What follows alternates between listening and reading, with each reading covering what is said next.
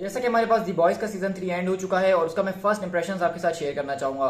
और मैं ये कहूंगा कि यार इस वाले सीजन ने मेरे माइंड को बिल्कुल हिला के रख दिया है। मैंने इतना कभी भी एक्सपेक्ट नहीं करा था कि एक सीजन अगले सीजन में जाएगा और उससे अगले सीजन में जाएगा तो बार को अप पे अप करता जाएगा। यानी कि इस सीजन के अंदर ऐसी कोई चीज़ नहीं जिससे मुझे शिकायत हो। हर एक कैरेक्टर को प्रॉपर डेवलपमेंट दी गई है, प्रॉपर टाइमिंग दी गई है।